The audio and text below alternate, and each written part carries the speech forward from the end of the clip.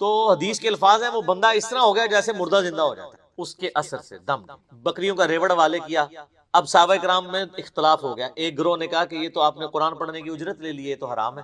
زیادہ پرہیزگار لوگ بھی ہوتے ہیں. دوسرے نے کہا نہیں ہم نے معاوضہ لیا بھی ٹھیک ہے. بہرحال یہ طے پایا کہ نبی علیہ السلام سے جا کے فیصلہ کروائیں گے. آپ علیہ السلام کے پاس آئے تو آپ صلی اللہ علیہ وآلہ وسلم نے پہلے تو اس کی تحسین, تو نے یہ بہت بڑی انوینشن کی ہے, تجھے کس نے بتا دیا کہ سورہ فاتحہ میں اتنی شفا ہے, سورہ فاتحہ شفا بھی دیتی. اور پھر آپ علیہ السلام نے فرمایا ان احق ما اخذتم علیہ اجرا کتاب اللہ, سب سے بہترین چیز جس کے اگینسٹ تم معاوضہ طلب کر سکتے ہو وہ اللہ کی کتاب. اور پھر آپ علیہ السلام نے فرمایا کہ وہ جو بکریاں لی ہیں نا اس میں سے کچھ حصہ مجھے بھی دو تاکہ امت کے لیے کنفرم ہو جائے کہ یہ مال حلال ہے. انہی حدیث کے تحت قرآن حکیم کی جو تعلیم کی اجرت ہے نا, نمازیں پڑھانے کی اجرت نہیں میں بات کر رہا, قرآن کی تعلیم کی اجرت لیں وہ جائز ہے ایز اے ٹیچر. جیسے آپ باقی علوم حاصل کرتے ہیں تو پیمنٹ کرتے ہیں نا, چاہے ٹیوشن کے لیے جائیں جیسے, ویسے ہماری طرح بغیر پیسے لیے پڑھائیں وہ تو بہت اعلیٰ درجے کی. میرے بھائیو, سورۃ الفاتحہ قرآن حکیم کی وہ واحد سورت ہے کہ جس کی فضیلت قرآن میں ہے. قرآن کی کوئی سورت ایسی نہیں ہے انکلوڈنگ سورۃ الاخلاص کہ جس کی فضیلت قرآن میں ہے سوائے سورۃ الفاتحہ. اس لیے فضیلت کے اعتبار سے قرآن حکیم کی سب سے افضل سورت وہ سورۃ الفاتحہ ہے. اس کی سپورٹ میں انشاءاللہ بخاری اور مسلم سے احادیث بھی پیش کروں گا. قرآن حکیم میں اللہ تعالیٰ نے سورہ الحجر پارہ نمبر 14 میں آیت نمبر 87 اعوذ باللہ من الشیطان الرجیم بسم اللہ الرحمن الرحیم وَلَقَدْ آتَيْنَاكَ سَبْعًا مِنَ الْمَثَانِي وَالْقُرْآنَ الْعَظِيمِ, اور بے شک اے محبوب صلی اللہ علیہ وآلہ وسلم ہم نے آپ کو عطا فرمائی 7 آیات ایسی جو بار بار پڑھی جاتی ہیں اور قرآن عظیم ہے. یعنی پورے قرآن کا ذکر الگ سے اور ان 7 آیات کا ذکر الگ سے. سورۃ الحجر آیت نمبر 87, اور ظاہر ہے وہ بار بار دہرائی جاتی ہے. دنیا کا کوئی بھی مسلمان ہو اس کا تعلق کسی بھی مکتبہ فکر کے ساتھ ہو, کم از کم 5 نمازوں کی فرض رکعتوں میں 17 دفعہ تو سورۃ الفاتحہ وہ پڑھتا ہے. سنتیں اور نوافل اور وتر اس کے علاوہ کوئی بھی نماز ایسی نہیں ہے جس میں سورۃ الفاتحہ ریپیٹ نہ ہوتی. یہی اس کی فضیلت کے لیے کافی ہے کہ قرآن حکیم جو نماز میں ہم پڑھتے ہیں وہ ہم بدل بدل کے پڑھتے ہیں, لیکن سورۃ الفاتحہ ایسی چیز ہے جو ہر رکعت میں پڑھی جاتی ہے. حتیٰ کہ صحیح بخاری اور صحیح مسلم کی متفق علیہ حدیث ہے کہ اللہ کے محبوب صلی اللہ علیہ وآلہ وسلم نے فرمایا لا صلاۃ لمن لم یقرأ بفاتحۃ الکتاب, جو نماز میں سورہ فاتحہ نہیں پڑھتا اس کی نماز ہی نہیں ہوتی. یہ اتنی اوبلیگیٹری چیز ہے. یہ بات بھی اس کی فضیلت کے لیے کافی ہے کہ یہ قرآن حکیم کی نمبر 1 سورت, اپنی ترتیب میں بھی مصحف کی اور اپنے فضائل کے اعتبار سے. قرآن حکیم کی یہ سب سے عظمت والی سورت ہے. اس کی سپورٹ میں صحیح بخاری میں ایک بڑی مشہور حدیث ہے کہ سیدنا ابو سعید ابن معلہ رضی اللہ تعالیٰ عنہ کہتے ہیں کہ میں ایک دفعہ مسجد نبوی میں نماز پڑھ رہا تھا تو اللہ کے محبوب صلی اللہ علیہ وآلہ وسلم نے مجھے آواز دی, تو میں چونکہ نماز میں مشغول تھا میں نے جانے میں تاخیر کر دی. تھوڑی دیر بعد میں پہنچا تو آپ صلی اللہ علیہ وآلہ وسلم نے فرمایا کہ میں نے تمہیں آواز دی تھی, تم کیوں نہیں آئے؟ تو انہوں نے کہا کہ میں نماز پڑھ رہا تھا. تو آپ صلی اللہ علیہ وآلہ وسلم نے فرمایا کیا تم نے اللہ کا یہ حکم نہیں سنا؟ سورۃ الانفال کی آیت آپ نے پڑھی, استجیبوا للہ والرسول اذا دعاکم, جب اللہ اور اس کا رسول تمہیں پکارے فوراً ان کی آواز پہ. اس کائنات میں ایک ہی ہستی ایسی ہے مخلوقات میں کہ جو اگر عین نماز کی حالت میں بھی کسی کو بلائیں تو نماز توڑ کر نہیں, نماز چھوڑ کر اسی حالت میں ان کی خدمت میں حاضر ہونا یہ فرض ہے سورۃ الانفال کی اس آیت کے تحت اور بخاری کی اس حدیث, اور وہ امام اعظم محمد رسول اللہ صلی اللہ علیہ وآلہ وسلم کی مبارک ذات ہے. نماز توڑ کر نہیں, کیونکہ نبی علیہ السلام کی طرف جانا اللہ کے ایک حکم سے دوسرے حکم کی طرف جانا ہے. وہ جہاں پہ نماز اس نے چھوڑی ہوگی, اگر 1 رکعت پڑھی ہے, 2 پڑھی ہے, 3 پڑھی ہے, تو آ کر وہیں سے اپنی نماز شروع کرے گا, اس کی نماز ٹوٹے گی. اس پہ اجماع امت ہے. بہرحال یہ جو ہمارے واعظین آئے دن کہانیاں کراتے رہتے ہیں کہ جی ماں آواز دے دے, باپ آواز دے دے, نماز توڑ دو, اس طرح کی کوئی حدیث نہیں ہے. البتہ یہ ضرور ہے کہ اگر زندگی موت کی کشمکش بن جائے, کوئی ایمرجنسی ہو جائے, تو آپ پھر نماز توڑ سکتے ہیں. لیکن نبی علیہ السلام کے کیس میں اگر بلایا جائے گا تو نماز توڑنی نہیں پڑے گی, بلکہ نماز وہیں پر چھوڑ کر آپ علیہ السلام کا حکم سننا پڑے گا. تو یہ آپ علیہ السلام نے تھوڑا سا یعنی ڈانٹ پلائی پیار محبت سے.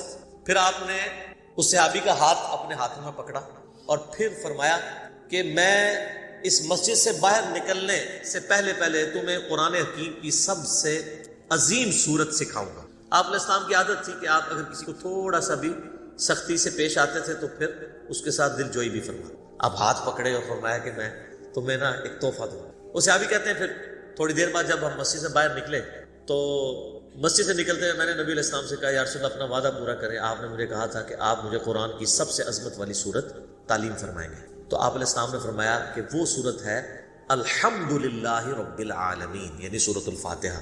اور پھر آپ علیہ السلام نے ساتھ ہی یہ سورہ ہجر کی آیت نمبر 87 بھی پڑھی کہ یہ وہ جو قرآن حکیم میں آیا ہے وَلَقَدْ آتَيْنَاكَ سَبْعًا مِّنَ الْمَثَانِ وَالْقُرْآنِ الْعَظِيمِ، یہ ہے وہ سورت جو قرآن حکیم میں اللہ نے مجھے عطا کی، جو 7 آیات بار بار دہرائی جاتی ہیں. اور پھر آپ علیہ السلام کے بخاری میں الفاظ ہیں یہ ام الکتاب ہے، یہ قرآن کی ماں ہے، قرآن کی جڑ اس میں ہے، اسی سے پورے قرآن کا درخت نکلتا ہے. فاتحہ بھی ہے، ام الکتاب بھی ہے، اور یہ وہ 7 آیات ہیں جو سورہ ہجر میں آئی. تو سورہ ہجر کی اس آیت کے کانٹیکسٹ میں کتاب التفسیر چیپٹر میں امام بخاری اس حدیث کو لے کر آئے. یہ حدیث کافی ہے اس کی فضیلت. اچھا یہ تو سورہ اعظم تھی نا قرآن کی. قرآن کی ایک آیت بھی ہے جو اعظم ہے، وہ صحیح مسلم میں حدیث ہے. ابی ابن کعب جن کے بارے میں بخاری مسلم میں آتا ہے کہ 4 بندوں سے قرآن سیکھو، ان میں ایک عبداللہ ابن مسعود ہیں اور ایک ابی ابن کعب ہیں اور سیدنا سالم ہے، یہ ان میں سے ایک ہے. ابی ابن کعب کہتے ہیں کہ نبی علیہ السلام نے مجھ سے ایک دن پوچھا کہ جانتے ہو کہ قرآن کی سب سے اعظم آیت کون سی؟ انہوں نے کہا یا رسول اللہ صلی اللہ علیہ وآلہ وسلم میرے اندازے کے مطابق قرآن حکیم کی سب سے عظیم آیت اللہ لا الہ الا هو الحی القیوم آیت الکرسی سورہ بقرہ کی آیت نمبر 255 ہے. تو آپ علیہ السلام نے اپنا ہاتھ ان کے سینے پہ مارا محبت کے ساتھ اور فرمایا ابو منذر تمہیں یہ علم مبارک ہے. یعنی نبی علیہ السلام نے ان کے علم کے اوپر ان کی تحسین فرمائی کہ تمہیں میرے بتائے بغیر تم نے صحیح اندازہ لگایا کہ قرآن حکیم کی سب سے اعظم سورت جو آیت ہے وہ آیت الکرسی. بخاری سے پتہ چلا کہ سب سے اعظم سورت سورۃ الفاتحہ ہے. مسلم شریف سے پتہ چلا سب سے اعظم آیت الکرسی ہے. تو اس سے یہ بات بھی کلیئر ہوگی کہ جو لوگ کہتے ہیں نا وہ احادیث میں ہے سواد اعظم، وہ سب سے بڑا گروہ جو ہے اس کو پکڑ لینا، اور وہ سب سے بڑا گروہ ہر ملک میں ڈیفرنٹ ہوتا ہے. یعنی آپ بنگلہ دیش میں جائیں گے تو وہاں سب سے بڑا گروہ دیوبندی ہے، پاکستان میں سب سے بڑا گروہ بریلوی ہے، سعودیہ میں چلے جائیں گے اہل حدیث بڑا گروہ ہے، ایران میں چلے جائیں گے شیعہ بڑا گروہ ہے. تو وہاں اعظم سے مراد تعداد میں بڑا نہیں ہے، عظمت میں بڑا. ورنہ سورۃ الفاتحہ کی تو 7 آیات ہیں اور سورہ بقرہ کی 286، تو وہ ہونی چاہیے تھی سورہ اعظم. اور آیت الکرسی سے بھی لمبی ایک آیت جو ہے وہ آیت دین جو ہے سورہ بقرہ کے اندر موجود ہے. تو یہ عظمت کا ذکر. اچھا میرے بھائیو صحیح مسلم میں ایک اور حدیث ہے. ابن عباس رضی اللہ تعالیٰ عنہما کہتے ہیں کہ نبی علیہ السلام کے پاس ایک دفعہ جبرائیل علیہ السلام بیٹھے ہوئے تھے. ہزارہ صحابہ نے نہیں دیکھا، آپ علیہ السلام نے بتایا. تو اچانک ایک آواز ان کو زوردار سنائی دی. یہ صحیح مسلم کی حدیث ہے.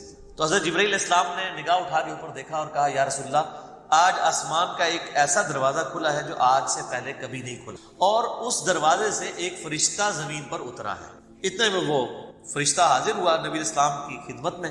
تو حضرت جبرائیل نے کہا کہ یا رسول اللہ یہ وہ فرشتہ ہے، یہ آج سے پہلے دنیا میں کبھی نہیں آیا تھا اور وہ دروازہ بھی آج سے پہلے کبھی، اور یہ فرشتہ آپ کو سلام عرض کر رہا ہے اور اللہ کا یہ پیغام لے کر آیا ہے کہ آپ کو بشارت ہو 2 ایسے نوروں کی جو آپ سے پہلے کسی پیغمبر کو نہیں. ان میں سے پہلی چیز سورۃ الفاتحہ ہے اور دوسری چیز سورہ البقرہ کی آخری 2 آیات آمن الرسول بما انزل الیہ من ربہ. تو سورۃ الفاتحہ وہ نور ہے جو کسی پیغمبر کو نہیں دیا گیا سوائے ہمارے محبوب صلی اللہ علیہ وآلہ وسلم. اچھا صحیح بخاری کی جو میں نے حدیث بیان کی کہ سورہ اعظم ہے قرآن کی، اس کے تحت یہ بات تو بالکل کلیئر ہو گئی کہ نبی علیہ السلام نے سورۃ الفاتحہ کو جو تعلیم فرمایا اس کا آغاز کیا الحمدللہ رب العالمین سے. تو اس میں واضح اشارہ موجود ہے کہ بسم اللہ الرحمن الرحیم سورہ فاتحہ کا حصہ نہیں ہے، قرآن کا حصہ ہے. وہ تو ہر سورت کے آغاز میں بسم اللہ ہے سوائے سورہ التوبہ کے، اور سورہ نمل کے اندر آیت بھی ہے انہ من سلیمان و انہ بسم اللہ الرحمن الرحیم. لیکن جو سورتوں کے آغاز میں بسم اللہ لکھی جاتی ہے یہ سورت کا حصہ نہیں، قرآن کا حصہ نہیں. تو چونکہ نبی علیہ السلام نے اس میں فرمایا الحمدللہ رب العالمین، تو اگر آپ علیہ السلام نے اس سورت کو تعلیم فرمانا ہوتا اس اعتبار سے کہ بسم اللہ اس کا حصہ ہوتی تو آپ فرماتے کہ وہ سورت ہے بسم اللہ الرحمن الرحیم الحمدللہ رب العالمین. تو یہ اس بات کو تقویت دیتی ہے کہ بسم اللہ سورہ فاتحہ کا حصہ نہیں. لیکن نماز میں ہم پڑھتے ہیں، اس کے ساتھ پڑھیں گے لیکن حصہ نہیں. البتہ مسلمانوں میں اہل حدیث مکتبہ فکر اور امام شافعی کے جو مقلدین ہیں ان کا موقف ہے کہ بسم اللہ سورہ فاتحہ کا حصہ ہے. اہل تشیع کا بھی یہی موقف ہے. اسی لیے آپ اگر شیعہ کے چھپے ہوئے قرآن دیکھیں گے اور اہل حدیثوں کے، اب یہ میرے ہاتھ میں جو قرآن ہے یہ سعودیہ سے چھپا ہوا ہے، یہ اہل حدیث کا ہے، اس میں بھی بسم اللہ الرحمن الرحیم کو پہلی آیت انہوں نے ڈکلیئر کیا اور الحمدللہ رب العالمین کو دوسری آیت. امام حنیفہ رحمہ اللہ تعالی اور کئی ایک ائمہ کا یہ موقف ہے کہ سورہ فاتحہ کا حصہ نہیں ہے بسم اللہ. میرے نزدیک امام ابو حنیفہ رحمہ اللہ کا موقف احادیث کی روشنی میں مضبوط ہے، کیونکہ نبی علیہ السلام سورہ فاتحہ کا اعلان کرتے ہوئے اس کو الحمدللہ رب العالمین سے بتا. اس سے بھی بڑھ کر دلیل ایک صحیح مسلم کی حدیث ہے، بڑی رقت انگیز حدیث ہے، اور وہ حدیث قدسی آپ نے اکثر سنی ہوگی. سیدنا ابو ہریرہ رضی اللہ تعالیٰ عنہ کہتے ہیں کہ اللہ کے محبوب صلی اللہ علیہ وآلہ وسلم نے فرمایا اس شخص کی نماز ناقص ہے ناقص ہے ناقص ہے جو سورہ فاتحہ نہیں پڑھتا. تو کچھ تابعین نے عرض کیا کہ ابو ہریرہ جب ہم امام کے پیچھے ہوتے ہیں پھر ہم کیا کریں؟ تو انہوں نے کہا اقرا بہا فی نفسک، تم پھر اپنے جی میں آہستہ آہستہ پڑھ لیا. وہ جز القراء امام بخاری کی کتاب میں آتا ہے کہ وہ آپ نے جب امام سکتے کرتا ہے ان سختوں کے دوران پڑھنی ہے، امام کے ساتھ نہیں پڑھنی. اب یہ الگ سے ایک ٹاپک ہے، میں آج اس کو ڈسکس نہیں کروں گا. میرا یوٹیوب پہ کلپ ہے امام کے پیچھے فاتحہ اور اس کے ساتھ نیو لکھا ہوا ہے، اس میں میں نے موقف بیان کیا. اور پھر نبی علیہ السلام نے فرمایا حدیث قدسی، یعنی اللہ کا فرمان بزبان محمد رسول اللہ صلی اللہ علیہ وآلہ وسلم، کہ اللہ تعالیٰ فرماتا ہے قسمت الصلاۃ بینی و بین عبدی نصفین. اچھا یہ حدیث شیعہ کے ہاں بھی پائی جاتی ہے جو میں بیان کر رہا ہوں صحیح مسلم کی، کہ میں نے نماز اپنے اور اپنے بندے کے درمیان برابر تقسیم کر لی، نصف میرے لیے ہے اور نصف میرے بندے کے لیے. اور نماز کسے کہا؟ سورہ فاتحہ کو، پوری نماز. پھر اللہ تعالیٰ نے فرمایا، نبی علیہ السلام فرماتے ہیں کہ جب میرا بندہ کہتا ہے الحمدللہ رب العالمین تو میں کہتا ہوں میرے بندے نے میری حمد بیان کی، میری تعریف کی. جب وہ کہتا ہے الرحمن الرحیم تو میں کہتا ہوں میرے بندے نے میری ثنا کی. جب وہ کہتا ہے مالک یوم الدین تو میں کہتا ہوں میرے بندے نے میری تمجید بیان کی، میری بزرگی کا اعتراف کر. اور جب وہ کہتا ہے ایاک نعبد و ایاک نستعین تو یہ میرے اور میرے بندے کے درمیان کامن عہد اور بانڈ ہے. جو میرے بندے نے مجھ سے مانگا میں نے اسے دیا.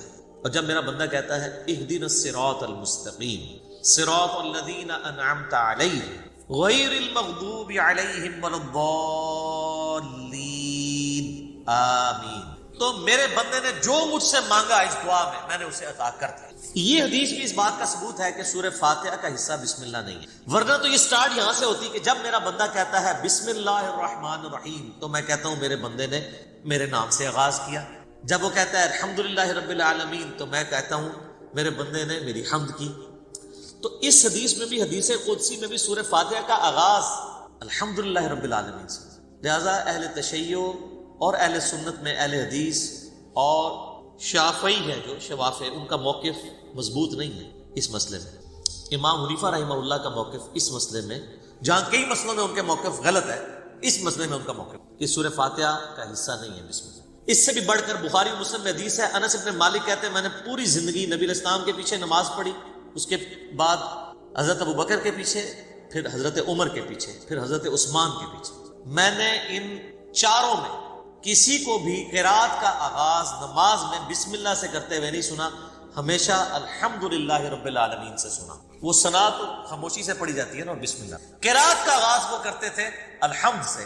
اس کا مطلب ہے کہ وہ سورہ فاتحہ سے اسے الگ سمجھ. اور مسلم میں تو یہاں تک الفاظ ہیں، بلکہ وہ حضرت انس بن مالک تو انکار ہی کر رہے ہیں. وہ کہتے ہیں کہ نبی علیہ السلام اور حضرت ابو بکر و عمر سورہ فاتحہ سے نہ پہلے بسم اللہ پڑھتے تھے نہ بعد میں، یعنی اگلی سورہ سٹارٹ کرنے سے پہلے بھی بسم اللہ نہیں پڑھتے تھے، کنٹینیوشن کے ساتھ پڑھتے. بعض محدثین نے اس کی توجیہ بیان کی کہ اس سے مراد ہے کہ بلند آواز سے نہیں، کیونکہ ثنا اور بسم اللہ آہستہ آواز سے پڑھنا تو ثابت ہے. تو آہستہ آواز سے پڑھنا ہی اس بات کی دلیل ہے کہ اس کو فاتحہ سے الگ کر کے پڑھنا، لہذا وہ فاتحہ کا حصہ نہ ہو. اچھا اب ٹیکنیکلی اس کو آپ سمجھیں کہ سورہ فاتحہ کی یہ 7 آیات کیسے پوری. مسلم میں جو یہ ہے نا الفاظ کے آدھی میرے لیے آدھی میرے بندے کے لیے، تو پھر سورہ فاتحہ آدھی ہوتی ہوگی نا کہیں پہ، کیونکہ آدھی میرے لیے اور آدھی میرے بندے کے لیے. تو آئیں پھر آدھی کر کے دیکھ لیتے ہیں. وہ سٹارٹ ہو رہا ہے اس حدیث میں جب میرا بندہ کہتا ہے الحمدللہ رب العالمین تو میں کہتا ہوں میرے بندے نے میری حمد کی، الرحمن الرحیم میرے بندے نے میری ثنا کی، مالک یوم الدین میرے بندے نے میری بزرگی کا اعتراف کیا. 3 آیتیں ہو گئی. اس کے بعد آتا ہے ایاک نعبد و ایاک نستعین، یہ میرے اور میرے بندے میں کامن ہے، لہذا یہ آیت پھر سینٹر میں ہوگی، کیونکہ تینوں پہلی آیات جو ہیں وہ اللہ کی تعریف ہے. الحمدللہ رب العالمین، الرحمن الرحیم، مالک یوم الدین. ایاک نعبد و ایاک نستعین عہد ہے اور کہا یہ کامن ہے، مراد یہ سینٹر میں ہے. اور اس کے بعد جتنی چیزیں وہ دعائیں ہیں، اہدنا الصراط المستقیم، یہ بندے کی ہوگی، صراط الذین انعمت علیہم غیر المغضوب علیہم ولا الضالین آمین، یہ 3 آیات اللہ سے دعا ہوئی، یہ بندے کے لیے، اور اس میں الفاظ ہیں جو میرے بندے نے مانگا میں نے دے دیا۔ پہلی 3 اللہ کی ثنا اور سینٹر والی ایاک نعبد و ایاک نستعین، کامن بانڈ، ٹھیک ہو گیا۔ اس سے بھی مزے کی بات، ایاک نعبد و ایاک نستعین بھی سینٹر ہو جاتی ہے، یہ ایک آیت ہے، ایاک نعبد، اے اللہ ہم تیری عبادت کرتے ہیں، یہ بھی اللہ کی تعریف ہے، و ایاک نستعین، اور دعا تجھ سے کرتے ہیں، واو پہ آگے سینٹر بنتا ہے، اس واو سے پہلے 3.5 آیات اس طرف ہیں اور 3.5 آیات اس طرف، یہ بالکل سینٹر بنتی ہے واو، ایاک نعبد، اور وہ اسی لیے حدیث میں ہے نا یہ کامن ہے، کامن کیوں ہے؟ ایاک نعبد، میرے بندے نے میری عبادت کی، و ایاک نستعین، میرے بندے نے مجھ سے مانگا، اور کیا مانگا؟ اہدنا الصراط المستقیم صراط الذین انعمت علیہم غیر المغضوب علیہم ولا الضالین آمین۔ تو یہ اتنی مضبوط دلیل ہے، یہ جتنے دلیل کیا کتنے دلائل میں نے سامنے رکھ دیے ہیں کہ جس کے بعد کوئی گنجائش نہیں رہتی کہ کوئی بندہ ہٹ درمی پہ اور ضد پہ آ گیا۔ شیخ زبیر علی رحمہ اللہ تعالیٰ سے 2008-9 کی بات ہے، میں نے اب چونکہ وہ اہل حدیث تھے تو اہل حدیث کی کوشش ہوتی ہے کہ امام حنیفہ ہر مسئلے میں غلط ثابت ہو جائے، تو میں نے ان کے سامنے کہا جی اب آپ کو چیک کرتے ہیں، ہم بخاری مسلم کو مانتے ہیں کہ وہ یہ نہ ہو کہ امام حنیفہ کی دشمنی آپ کو اس پہ نہ ابھار دے کہ آپ سچائی سے اناد کریں۔ تو مجھے کہتے ہیں نہیں وہ بسم اللہ حصہ ہے فاتحہ کا، میں نے کہا جی یہ واضح احادیث ہے، یہ میں نے سارے دلائل ہوئے، آپ کو بھی سن کے اندازہ ہوگا کہ اس کے بعد کوئی بندہ یا مان سکتا ہے یا چھڑولی چھوڑ سکتا ہے آگے سے، بالکل واضح بات ہے۔ تو ان باتوں کا ان کے پاس کوئی جواب نہیں تھا، وہ کہتے نہیں امام شافعی، میں نے کہا امام شافعی کو چھوڑیں، آپ کہتے ہیں کتاب و سنت، اب آپ کہہ رہے ہیں امام شافعی کہتے ہیں بسم اللہ حصہ ہے، ہم آپ کو بخاری مسلم سے ثابت کر رہے ہیں کہ سورہ فاتحہ کا حصہ نہیں ہے بسم اللہ۔ بہرحال نماز میں بھی پڑھیں گے، قرآن میں پڑھا جائے گا، قرآن کا حصہ ہے سورہ فاتحہ سے پہلے پڑھنا، اور نماز میں بھی ہم بسم اللہ پڑھنا سنت ہے، بسم اللہ پڑھ کے سورہ فاتحہ پڑھی جاتی ہے، جب بالکل پہلی دفعہ پڑھی جائے گی پھر تو اعوذ باللہ بھی پڑھا جائے گا، یہ بھی ذہن میں رکھیے گا، پہلی رکعت میں تو اعوذ باللہ سے بھی سٹارٹ کریں گے، باقی رکعتوں میں صرف بسم اللہ سے۔ کیوں؟ قرآن جب بھی پڑھا جائے گا نا تو اعوذ باللہ سے آغاز ہوگا، ایون آپ نے قرآن پڑھتے پڑھتے تلاوت روک دی، بند کی، کسی سے گپ شپ کی، دوبارہ پڑھیں گے تو اعوذ باللہ، اور اس کا حکم جو ہے سورۃ النحل آیت نمبر 98 میں موجود ہے، فَإِذَا قَرَأْتَ الْقُرْآنَ فَاسْتَعِذْ بِاللَّهِ مِنَ الشَّيْطَانِ الرَّجِيمِ، پس تو جب بھی قرآن کی قرات کرنے لگے تو اللہ کی پناہ حاصل کر لیا کر شیطان مردود کے اگینسٹ۔ کیوں؟ اگر آپ شیطان کے اگینسٹ اللہ کی پناہ نہیں حاصل کریں گے تو قرآن پڑھ کے آپ غلط رزلٹ بھی نکال سکتے، اس میں قرآن کا قصور نہیں ہے۔ اگر ایک اچھی گاڑی ہے اس پہ ڈرائیور غلط بیٹھ کے جا کے ٹھوک دیتا ہے تو گاڑی کا تو قصور، تو قرآن حکیم سے غلط رزلٹ جان بوجھ کے لوگ نکال سکتے ہیں، جب تک کہ اپنے آپ کو قرآن کے سامنے سرنڈر نہ کریں اور اللہ تعالیٰ کے سامنے اپنے آپ کو پیش نہ کریں شیطان کے اگینسٹ کہ یا اللہ تو ہی پناہ دے ہمیں اس کے اگینسٹ، ورنہ قرآن حکیم وہ پڑھیں گے تو اس سے غلط رزلٹ بھی نکال سکتے ہیں، ولیعوذ باللہ تعالی، اس لیے حکم دیا گیا۔ اچھا بخاری مسلم کی ایک حدیث بڑی مزے کی ہے، صحابہ کرام کا قافلہ کہیں جا رہا تھا، راستے میں انہوں نے ایک جگہ پانی کے لیے پڑاؤ کیا، تو وہاں پہ ایک قبیلہ آباد تھا، انہوں نے صحابہ کرام کی کوئی مہمان نوازی نہیں کی، لیکن اسی دوران ان کے قبیلے کے سردار کو ایک سانپ یا بچھو نے ڈس لیا، یہ حدیث بخاری میں بھی ہے اور مسلم میں۔ تو جب وہ سانپ اور بچھو نے ڈس لیا تو وہ صحابہ کرام کے پاس آئے اور کہا کہ تم میں سے کوئی ایسا ہے جو جھاڑ پھونک کر سکتا ہو، دم ڈال سکتا ہو زہریلے جانور کا؟ تو ایک صحابی نے کہا ہاں مجھے ایک دم آتا ہے، لیکن میں یہ بکریوں کا پورا ریوڑ اس کے عوض معاوضہ دوں گا۔ مرتے کیا نہ کرتے، پھنسے ہوئے تھے، انہوں نے کہا ٹھیک ہے، اس نے جا کے دم ڈالا، سورہ فاتحہ پڑھ کے، تو حدیث کے الفاظ ہیں وہ بندہ اس طرح ہو گیا جیسے مردہ زندہ ہو جاتا ہے، اس کے اثر سے دم، بکریوں کا ریوڑ والے کیا۔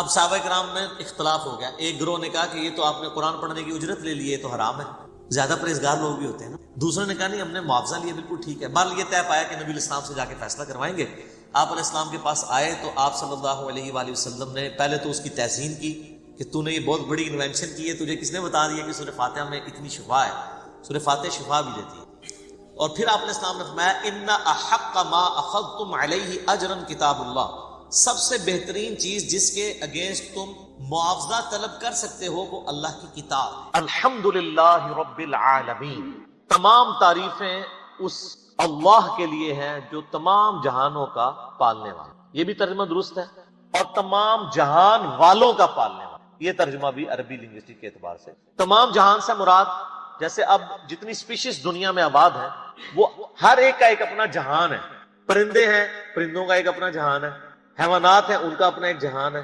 ایک نباتات کی سپیشیز ہیں، اس وقت روئے ارض پہ آلموسٹ 2 ملین سپیشیز دریافت ہو چکی ہیں نباتات حیوانات کی ملا کر، اور ایک ایک سپیشیز آگے بلینز میں، انسان ہی دیکھ لیں 7.5-8 ارب کے قریب ہے، اور باقی حشرات الارض اگر آپ گننا شروع کریں نہ ختم۔ تو یہ تمام کا پالنے والا کون ہے؟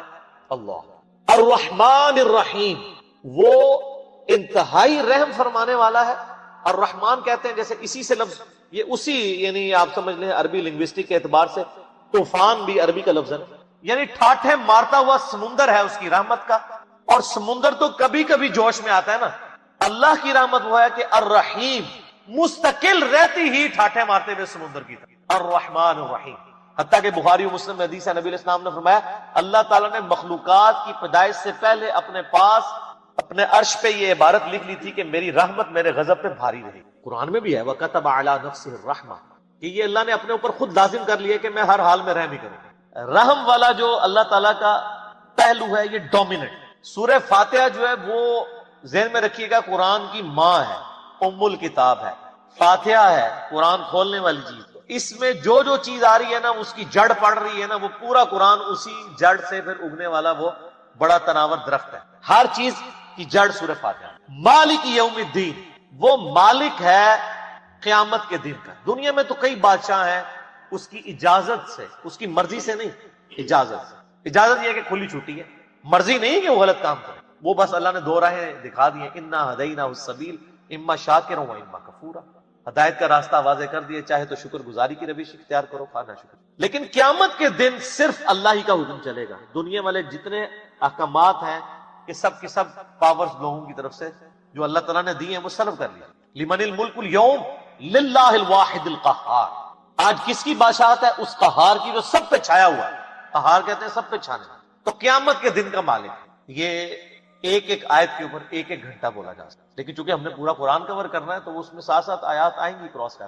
ایاک نعبد و ایاک نستعین، تعریف کرنے کے بعد اے اللہ ان ساری چیزوں کے ہوتے ہوئے حق تو یہ ہے کہ عبادت بھی تیری ہوگی، دعا بھی تجھ سے۔ اے اللہ ہم صرف تیری ہی عبادت کرتے ہیں اور کرتے رہیں گے، تجھی سے مدد مانگتے ہیں اور تجھی سے مانگتے رہیں گے، کیونکہ یہ مضارع کا صیغہ ہے جو کنٹینیوشن ہے۔ پریزنٹ ٹینس اور فیوچر ٹینس عربی میں ایک ہی ہوتا ہے، ہمارے تو 3 ہوتے ہیں نا اردو میں اور انگلش میں، پاسٹ پریزنٹ اور فیوچر۔ عربی میں فیوچر اور پریزنٹ کے لیے ایک ہی صیغہ استعمال ہوتا ہے، وہ یہاں پہ استعمال ہوا، ایاک نعبد و ایاک نستعین۔ اگر اس کو دعائیہ بنائیں گے جس طرح کہ اعلیٰ حضرت نے ترجمہ کیا ہے، احمد صاحب بریلوی صاحب نے، انہوں نے بہت زبردست ترجمہ کیا، انہوں نے کہا اے اللہ ہم صرف تیری ہی عبادت کریں اور صرف تجھی سے مدد چاہیں۔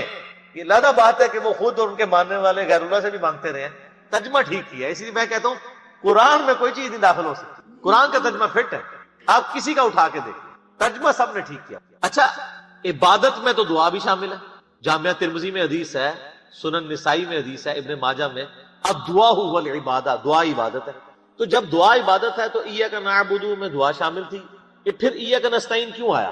اس لیے کہ سب سے سینسٹیو ایشو ہی دعا کا، غیر اللہ کو مدد کے لیے پکارنا ہے، تو اللہ تعالیٰ نے اس کو اسپیسیفکلی بیان کیا، اس کے باوجود امت کی اکثریت غیر اللہ سے مدد مانگ رہی ہے۔ ایک تو ہے ظاہری اسباب، وہ تو آپ مانگیں، تو قرآن میں حکم ہے وَتَعَاوَنُوا عَلَى الْبِرِّ وَالتَّقْوَى وَلَا تَعَاوَنُوا عَلَى الْإِثْمِ وَالْعُدْوَانِ، یہ تو بالکل ٹھیک ہے۔ وہ ایک مفتی صاحب جو کیو ٹی وی پہ بیٹھے ہوئے ہیں لوگوں کے عقیدے خراب کرنے، وہ کہتے ہیں جی اب پھر ہم امی سے روٹی نہ مانگے جا کے۔ بھائی امی سے روٹی وہ مانگتا ہے جس کی امی گھر موجود ہوتی ہے، جس کی امی قبرستان میں آرام فرما ہوتی ہے، اگر وہ امی سے روٹی مانگ رہا ہو تو اسے کیا کہا جاتا ہے؟ پاگل یا مجذوب، تھوڑے سوفسٹیکیٹڈ ورڈ، مجذوب یا پاگل۔ تو یہ پاگلوں سے آپ گفتگو کر رہے ہیں، یہ دھوکہ دے رہے ہیں۔ وہ کہتے ہیں جی کوئی دریا میں ڈوب رہا ہو تو اللہ کو پکارے گا یا جو وہاں پہ کنارے پہ لوگ موجود ہیں ان کو پکارے گا؟ تو یہ تو ساری اسباب ہے۔ تو سر وہ اس وقت شیخ عبد القادر جیلانی کو بھی پکار کے دیکھ لے اگر اس کو ہے کہ وہ بچا لیں گے، کیونکہ اللہ نے دنیا کو اسباب کے ساتھ جوڑا ہوا ہے۔ ان کو اگر اپنے بزرگوں پہ اتنا مان ہے تو یہ پھر دریا میں چھلانگ مارے نا اور پکارے بزرگوں کو۔ ظاہر یہ اسباب میں آپ نے اڈاپٹ کرنے کا حکم ہے۔ ہاں جو دعا مانگی جائے گی بغیر اسباب کے، آپ جو غائب میں مدد کے لیے پکار رہے ہوتے ہیں، مثلا یہاں بیٹھے میں ان کو کہتا ہوں مجھے پانی پلا دیں، بالکل ٹھیک ہے، لیکن یہ بغداد میں قبر کے اندر ہے، میں کہتا ہوں مجھے پانی پلا دیں، وہی جملہ شرک ملے گا۔ یہ ہے اصل مسئلہ۔ یہ جھگڑتے رہتے ہیں جی وہ جی بزرگوں کو اختیار نہیں، میں کہتا ہوں جی بزرگوں کو اختیار ہو بھی، کوئی بزرگ ماشاءاللہ اتنا پہنچا ہے کہ اسے اللہ نے اختیار ہی دے دیا فرشتوں کی طرف، پھر بھی بزرگوں کو پکارنا شرک ہوگا مدد کے لیے۔ ویسے آپ نے محبت میں پکارنا ہے، آپ ضرور پکاریں، مدد کے لیے نہیں، ویسے اپنی محبت کا اظہار کریں، لبیک یا رسول اللہ کہیں، لبیک یا حسین کہیں، بالکل ٹھیک ہے، آپ محبت کا اظہار کریں، المدد نہیں۔ بارش کون برساتا ہے؟ اللہ۔ ڈیوٹی کس کی ہے؟ تو بارش فرشتوں سے مانگی جائے گی یا اللہ سے؟ اچھا اگر کوئی فرشتوں سے مانگ لے کہ یار خیر اللہ نے ڈیوٹی لگائی ہے، سر وہ مشرک ہو جائے گا، اور یہ قرآن میں لکھا ہوا ہے۔ آپ پارہ نمبر 20 کھول لیں، اگر کسی کو توفیق ہو۔ میں نے کئی بار سنا ہے، میں ایک جگہ بیٹھا ہوا تھا، وہاں پہ ایک شیعہ ذاکر بھی تھے، اب مجھے 2-3 دن پہلے، شیعہ عالم تھے بلکہ ذاکر نہیں تھے، 2-3 دن پہلے پتہ چلا ہے وہ فوت بھی ہو گئے، بہت علمی آدمی تھے، اللہ تعالیٰ ان کی مغفرت کرے۔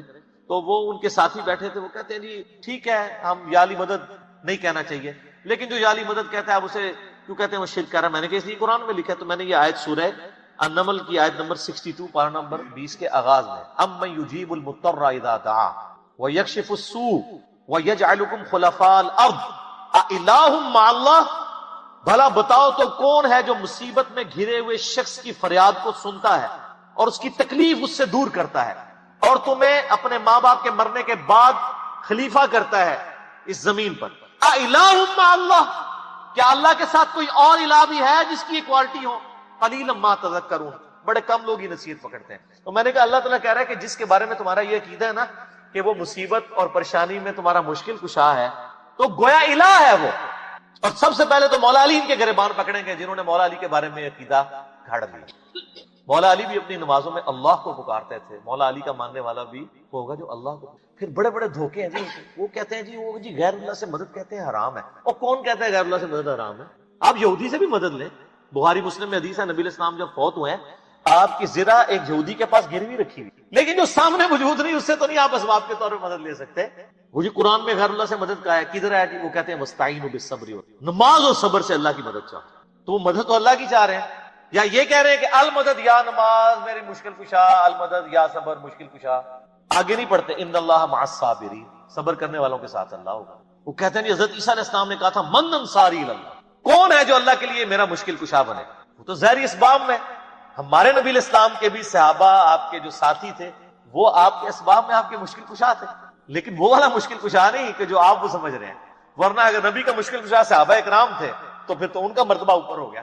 تو وہ صرف صحابہ مشکل کشا نہیں تھے، وہ یہودی جس نے نبی علیہ السلام کی زرہ گروی رکھ کے آپ کو کچھ دیا تھا وہ بھی مشکل کشا ہے۔ اور سب سے بڑا مشکل کشا سورج ہے۔ سورج اگر ختم ہو جائے تو زمین پہ نہ نباتات اپنا اگ سکتی ہیں، نہ حیوانات ان نباتات کو کھائیں گے، سب کچھ ختم ہو جائے گا۔ دنیا میں ہواؤں کا چلنا، موسموں کا بدلنا، یہ سب کچھ سورج کی وجہ سے ہے۔ کوئی کہتا ہے المدد یا سورج، کسی کے ذہن میں یہ وہم بھی آتا ہے کہ سورج مشکل کشا ہے، حالانکہ آپ کے بزرگ تو کچھ بھی نہیں کر سکتے جو کچھ سورج کر رہا ہے، اور سورج کو موت بھی نہیں ہے، یہ آپ کے بابے مر چکے ہیں۔ تو کہیں نا المدد یا سورج، کہیں گے نہیں جی سورج کا کیا کمال ہے، وہ تو اللہ نے اس کی ڈیوٹی لگائی ہوئی ہے، تو ہم اس کو کیوں پکارے، ہم اللہ کو کیوں نہ پکارے؟ تو بابوں کی بھی اگر ڈیوٹی لگی ہوئی ہے تو بابوں کو نہ پکارو، ویسے ڈیوٹی کو نہیں لگی ہوئی، اگر لگی بھی ہو for the sake of argument, تمہاری جعلی جو دلائل ہیں اس پہ ایگری کرتے ہوئے، پھر بھی ان کو نہیں آپ پکارو، شرک ہو جائے اور ناقابل معافی جرم ہو۔ یہ اتنے سارے انہوں نے دھوکے دیے ہوئے ہیں، اور زیادہ تر ظاہری اسباب کے ذریعے دے رہے ہو۔ وہ جی صحیح بخاری میں حدیث ہے کہ ایک صحابی کی پنڈلی ٹوٹ گئی، وہ حضور کے پاس حاضر ہوا، آپ علیہ السلام نے ہاتھ پھیرا، بالکل ٹھیک، لیکن آج اگر کسی کی پنڈلی ٹوٹے گی تو نبی علیہ السلام تو دنیا میں موجود نہیں ہے، اور اگر آپ کو اتنا شوق ہے تو آپ اپنی پنڈلی توڑیں، آپ کو روزہ شریف پہ لے جاتے ہیں، پتہ چل جائے گا جڑتی ہے کہ نہیں۔ نبی علیہ السلام دنیا میں موجود ہوں، ہم دعا کروانے کے لیے اپنے مسائل ان کے سامنے لے کے جائیں گے۔ تو اس میں کافی سارے دھوکے ہیں، میں نے 2.25 گھنٹے کا لیکچر دیا ہے دعا صرف اللہ ہی سے، مسئلہ نمبر 3 میرا ریسرچ پیپر نمبر 3 بھی ہے، دعا صرف اللہ ہی سے، جو ہزاروں لوگوں کے عقیدہ توحید کی اصلاح کا سبب بنا ہے، اسی کی ایکسٹینشن ہے مسئلہ نمبر 43 وسیلہ اور توسل کے صحیح احکام و مسائل۔ اس پہ گھنٹوں بولا جا سکتا، جتنے انہوں نے لیم ایکسکیوزز ڈیوائز کیے ہوئے ہیں، جتنے دھوکے دیے ہوئے ہیں، اور پھر وہ کہتے ہیں دیکھیں جی وہ اگر وہ آپ پتہ ہے پچھلے کئی سال پہلے خانہ کعبہ شریف میں کرین گری تو کہتے ہیں وہ بزرگوں کے ماننے والوں کو موقع مل گیا، ان کا یہ کہتے تھے خود کچھ حملے ہوتے ہیں مزاروں پہ نہیں روکتے، تو اللہ نے کون سی کرین، اور اللہ کا تو دعویٰ ہی کہیں نہیں ہے کہ میں روکوں گا۔ وہ ابرا کے لشکر کو ایک دفعہ ہی تباہ کیا ہے، یزید نے جب کعبے پہ چڑھائی کی ہے تو اللہ نے برباد نہیں کیا اس کو، دنیا بقدر ایفرٹ ہے۔ صحیح بخاری میں حدیث ہے قرب قیامت میں ایک پتلی ٹانگوں والا حبشی کعبے کی اینٹ سے اینٹ بجا دے گا، اللہ نے حفاظت وہ ابراہیم علیہ السلام کے لیے ایک دفعہ ہی آگ ٹھنڈی ہوئی ہے، کئی صحابہ جو ہے وہ آگ میں جلائے گئے ہیں، رومن امپائر کی جنگوں میں تیل کے کڑاؤں میں ان کو ڈالا گیا، لیکن آپ کا دعویٰ ہے کہ آپ کے بزرگ سب کچھ کر سکتے ہیں، ہم کہتے ہیں پاکستان کی بجلی پوری کر دیں۔ اچھا یہ بزرگ جب بیمار ہوتے ہیں، یہ تو آغا خان میں اور شفا انٹرنیشنل میں جاتے ہیں، آپ بیمار ہوتے ہیں آپ کو اٹھا کے مزار پہ لے جاتے ہیں۔ آمدہ کوئی بزرگ بیمار ہو چیخیں بھی مارتا رہے، اس کو کہ نہیں سر دسو جانا کیڑے مزار تے اسپتال نہیں تو کرنا، دنیا کے مہنگے ترین ہاسپٹلس میں یہ علاج کرواتے ہیں. آپ کو کہانیاں کرائیں گے کہ ہمارے پاس لے کے آؤ ہم بائی پاس کریں گے. کوئی دنیا کا بزرگ جو ہے وہ مجھے ختنہ کر کے بتائے. بائی پاس تو بہت بڑی چیز, بلیڈ مارے بغیر, کیونکہ بائی پاس تو بغیر بلیڈ کے کرتے ہیں نا, وہ سب جھوٹ فراڈ. اور صحیح ہو رہا ہے آپ کے ساتھ, کیونکہ آپ نے دین بین لوگوں کے حوالے کیا ہوا, تو دیکھیں پھر آپ کے ساتھ کیا کر رہے ہیں. اہدنا الصراط المستقیم, اے اللہ ہمیں چلا سیدھے راستے پر. یہاں بھی دھوکے دیتے ہیں, اور یہ سارے بزرگ ٹھیک ہیں, سارے ہی راستے ٹھیک ہیں. وہ قرآن میں تو راستے آئے کہ ہی نہیں ہیں. قرآن میں گمراہی جمع کے سیغے سے آئی ہے, ہدایت ہمیشہ سنگولر کے سیغے. ظلمات آیا گمراہی کے لیے, نور آیا, انوار نہیں آیا. تو قرآن کا ترجمہ ہی غلط کر رہے ہو. اہدنا الصراط المستقیم, اے اللہ ہمیں چلا سیدھے راستے پر. صراط الذین انعمت علیہم, راستہ ان لوگوں کا, راستے نہیں. وہ کہتے ہیں چاروں ہی حق پہ ہیں, پانچوں ہی حق پہ ہیں, سارے ہی ٹھیک ہیں. راستہ ان لوگوں کا انعمت علیہم, جن پر تیرا انعام ہوا. اور یہ آیت پڑھ کے اپنے بابوں کے نام لینے شروع کر دیتے ہیں. یہ بابے تو جمع بھی نہیں سن اس ٹائم جدو آیت نازل ہوئی ہے. اور پھر یہ بابے بھی مختلف ہیں. بریلویوں کے انعمت علیہم جو ہیں وہ مغضوبی علیہم ہیں دیوبندیوں کے, اور دیوبندیوں کے انعمت علیہم جو ہیں بریلویوں کے مغضوبی علیہم ہیں, اور ضالین بھی ہیں. تو بابوں کی کون سی آپ ہمیں ڈوز لگا رہے ہیں؟ کوئی بابے کا عمل نہیں ہے. انعمت علیہم کون ہے؟ وہ سر سورہ النساء کی آیت نمبر 69 میں ہے, من النبیین والصدیقین والشہداء والصالحین. نبی ہیں, صدیقین ہیں, شہداء ہیں, صالحین. لیکن صالحین کون؟ ڈیفینیٹ تو صرف صحابہ اور اہل بیت ہے. اس کے بعد صرف ہماری اسیسمنٹ اللہ کو پتا ہے, کیونکہ وہی کا معاملہ. تو راستہ, اور وہ راستہ کس کا؟ اچھا, راستہ اللہ کی طرف سے کسے عطا ہوتا ہے, بابے کو یا پیغمبر کو؟ اللہ کے کھاتے میں تو بابا کوئی ہوتا ہی نہیں ہے, پیغمبر ہی ہوتے ہیں, باقی سب فالوور ہوتے ہیں. لیڈر ایک, یہاں تو ان کو انہوں نے لیڈر بنا دیا ہوا نا, کہ فالوور تھے. اور وہ سب مسند احمد میں صحیح سند سے حدیث ہے, مشکات کی آپ کو پہلی جلد میں ملے گی. نبی علیہ السلام نے زمین پہ ایک لکیر کھینچی, ارد گرد ٹیڑھی لکیریں کھینچی, اور آپ نے وہ سیدھی لکیر پر انگلی رکھ کے سورہ الانعام کی آیت پڑھی, وَأَنَّ هَذَا صِرَاطِي مُسْتَقِيمًا, اور یہ کہ یہ ہے سیدھا راستہ جو میرا ہے, جو بالکل سیدھا ہے, مستقیم ہے, اسی کی پیروی کرو, ادھر ادھر کے راستوں کی پیروی مت کرنا, وہ تمہیں بہکا دیں گے. یہ ہے وہ چیز جس کی اللہ تمہیں وصیت کرے. یہ آیت آپ علیہ السلام نے پڑھی, اور اپنے راستے کو کہا یہ سیدھا راستہ. تو سیدھا راستہ نبی علیہ السلام, ان نام یافتہ لوگوں کا راستہ نہیں ہے سیدھا. وہ تو بیچارے خود راستے پہ چل رہے ہیں, یہ کہتے ہیں ان کے پیچھے چلے. نہیں نہیں نہیں نہیں, ان کے پیچھے نہیں, اس راستے پہ چلنا ہے جس راستے پہ وہ چل رہے ہیں. ان کے پیچھے نہیں چلنا, نبی علیہ السلام کے پیچھے چلنا ہے. کیونکہ وہ تو پھر آپ خود ہی میں سناتے ہیں, شیخ عبد القادر جیلانی کے پاس شیطان آیا, اس نے کہا عبد القادر تیری ساری نمازیں معاف ہیں جی. تو کہنا جی عبد القادر جیلانی نے لا حول ولا قوت الا باللہ پڑھا اور کہا تو شیطان ہے. تو اس نے جاتے جاتے پھر وار کیا, اس نے کہا تجھے تیرے علم نے بچا لیا. کیوں کہا نہیں, مجھے اللہ کے فضل نے بچایا. تو کہتے ہیں وہ ایک نورانی شکل میں آیا تھا, تو وہ کہنے لگا میں تیرا رب ہوں. اور پھر اس نے کہا کہ تیرے اس مقام پہ پہنچے ہوئے 70 غوث میں نے ورگلا دیے. تو ہم کہتے ہیں غوث تو آپ کہتے ہیں سب سے بڑا اونچا مرتبہ ہوتا ہے, وہ 70 غوث جس شیطان نے ورگلا دیے اس کو کیوں نہیں پیر مانتے؟ اور وہ جو 70 غوثوں کے ماننے والے لاکھوں مرید تھے, وہ تو کہہ رہے تھے ہمارے بزرگ ہمیں بخشوائیں گے. وہ بزرگ تو خود اللہ کے فضل سے دوزخ پہنچے ہوئے ہیں, وہ شیطان نے ورگلا دیا. تو تسی کتنے جاؤ گے؟ تو سر پیروں نو پھڑو جنہوں اللہ نے تہاڈا پیر بنایا. ما ضل صاحبکم وما غوا, تمہارے نبی نہ کبھی بہک کے ہیں نہ کبھی بیرا چلے, اس کو پیر مانو. سناتے خود ہیں, اور انجینئرنگ جب ہم کرتے ہیں ان کو سمجھ آتی ہے ہمارے ساتھ ہو کیا گیا. اس کو اللہ غوثوں کا تو اعتبار ہی کوئی نہیں, 70 غوث جو رگڑے گئے ہیں, تو باقی کا کیا اعتبار ہے؟ تو نبی علیہ السلام کو اپنا امام مان. تو صراط الذین انعمت علیہم نبی علیہ السلام کا راستہ. اچھا, بخاری مسلم میں ایک حدیث ہے, ایک صحابی حاضر خدمت میں, یا رسول اللہ قیامت کب آئے گی؟ فرمایا کو تیاری کی ہے؟ کہ یا رسول اللہ بس موٹے موٹے فرض ہی پورے کرتا ہوں, زیادہ کوئی باتیں نہیں. یعنی باتوں سے مراد یہ نہیں ہے کہ نماز ہی نہیں پڑھتا ہوں, یعنی نفلی باتیں نہیں ہیں, کوئی نفلی روزے نہیں رکھتا, بہت تہجد اشراقیں نہیں پڑھتا, موٹا موٹا جو فرض دین ہے اس پہ چلتا ہوں. البتہ میں اللہ اور اس کے رسول سے محبت کرتا ہوں. تو نبی علیہ السلام نے فرمایا پھر اللہ اور اس کے رسول تیرے ساتھ ہیں. انس بن مالک کے بخاری مسلم میں الفاظ ہیں کہ ہمیں اسلام لانے کے بعد پوری زندگی حضور کے کسی فرمان سے اتنی خوشی نہیں ہوئی جتنے اس فرمان سے ہوئی کہ جو اللہ اور اس کے محبوب سے محبت کرتا ہے, اللہ اس کا محبوب اس کے ساتھ ہو. اور پھر انس بن مالک کے الفاظ ہیں بخاری کے اندر, اے اللہ میں رسول اللہ سے, ابو بکر سے, عمر سے محبت کرتا ہوں, گو میرے اعمال ان کے والے نہیں ہیں, لیکن پھر بھی تو قیامت والے دن مجھے ان کا ساتھ نصیب. ہم بھی اللہ سے دعا کرتے ہیں کہ اللہ تعالیٰ قیامت الدن ہمیں نبی علیہ السلام, صحابہ کرام اور اہل بیت کا ساتھ نصیب کرے, آمین. تو یہ وہ لوگ ہیں انعمت علیہم. یہ انعمت علیہم پڑھ کے بابوں کے نام لینے شروع کر دیتے ہیں, فلانے علی سرکار, کاں علی سرکار, کتے علی سرکار, کوڑے علی سرکار, پتہ نہیں کیا کیا. یار میں کہتا ہوں جن کو بزرگ کلیم کر رہے ہیں ان سے نماز سنے نا, یہ تجوید کے ساتھ نماز, ترجمہ تو آتا ہی نہیں ہے, تجوید سے نماز بھی نہیں آپ کو سنا سکتے, جس میں عین, حا, غین, قاف, حا, سین, صاد, ذال اس کا فرق کر سکتے. یہ آپ شروع کریں گے کہ نہیں یہ تو انہوں نہیں یاد آئے گا، اور پھر کلیم کر رہے ہیں کہ آپ کو رسول اللہ تک پہنچائیں گے جو خود نبی علیہ السلام سے کوسوں دور ہے۔ انعمت علیہم پھر کون ہوئے؟ ڈیفینیٹلی انبیاء کرام، صحابہ کرام اور اہل بیت، بس بعد میں آپ کی اور میری منہ شگافیاں ہیں، آپ کسی کو رحمت اللہ علیہ کہہ دیں، دوسرے لعنت اللہ علیہ کہہ دیں گے، وہ اپنی اپنی مرضی ہے، اس کی کوئی گارنٹی نہیں۔ صراط الذین انعمت علیہم غیر المغضوب علیہم ولا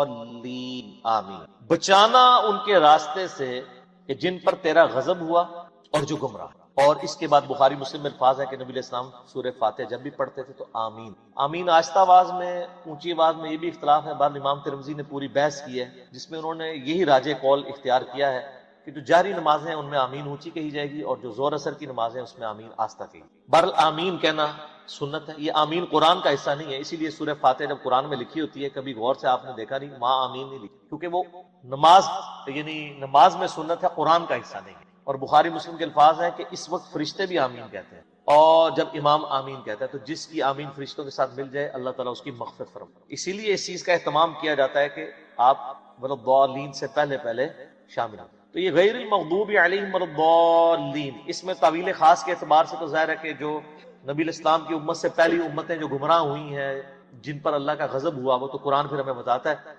ضربت علیہم الذلہ والمسکنہ، یہودیوں کے بارے میں کہ اللہ تعالیٰ نے ان کو بندر اور خنزیر بنا دیا، کونوا قردۃ خاسئین، ان پر ذلت اور رسوائی اور غریب الوطنی مسلط کر دی، وہ آج تک مسلط ہے۔ اور ضالین گمراہ ہوئے لوگ وہ نصارہ ہیں کہ جن کے پاس یعنی سب کچھ شغف تھا معاملات میں، لیکن غلو کیا دین کے معاملے میں، گمراہی کا راستہ اختیار کیا، عبادتیں بہت کی، حضرت عیسیٰ کو مانا لیکن ان کو ڈیوینٹی میں کلیم کر دیا۔ یہودیوں کا مسئلہ تھا، یہ اہل علم تھے، اس کے باوجود جان بوجھ کر انہوں نے گمراہی کا راستہ اختیار کیا۔ آپ کو پتہ کتنے ہیلے بہانے یہ کرتے، اس لیے اللہ نے کہا یہ مغضوب علیہم، ان پہ اللہ کا غضب ہوا، لعنت ہوئی۔ سورہ نساء میں آتا ہے نا کہ لعنتی ہیں یہ، عیسائیوں کو اللہ نے لعنتی نہیں کہا اس سختی کے ساتھ، کیونکہ ان میں اکثر لوگ سیدھے سادے تھے، گمراہ ہوگا، لیکن ہے گمراہ ہے، یہ نہیں کہ ان کا سیدھا پن ان کو بچا لے گا، ایسا نہیں، لیکن بڑا جرم ہے کہ جان بوجھ کے ایسا۔ تو غیر المغضوب علیہم جن پر اللہ کا غضب ہوا، والضالین اور جو گمراہ ہوا۔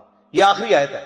اچھا وہ بعض لوگ کہتے ہیں وہ جی ہر ایک کی جگہ آیت پڑھی، یہاں آیت نہیں پڑھی۔ یہ آیات کے جو نشان بھی ہیں نا، یہ بھی مطلب کوئی آپ پرانے مصحف اٹھائیں گے نا، اگر کلمی ان میں نہیں تھے، یہ تو ڈویژن بعد کی ہے، اندازے تو موجود تھے، یعنی جو آگے ہم گول وہ استعمال کرتے ہیں۔ تو عموماً جو قرآن چھپتے ہیں نا ان میں وہ والی غیر المغضوب علیہم والضالین سے پہلے جو ہم پڑھتے ہیں نا صراط الذین انعمت علیہم، اس کے اوپر نہیں ہوا ہوتا، یعنی وہ گول نشان نہیں ہوتا، تو اس سے لوگ سمجھتے ہیں کہ شاید یہ پوری ایک آیت ہے تو پھر بسم اللہ کو شامل کریں گے تو 7 آیتیں پوری ہوں گی، نہیں، یہ 2 آیات ہیں۔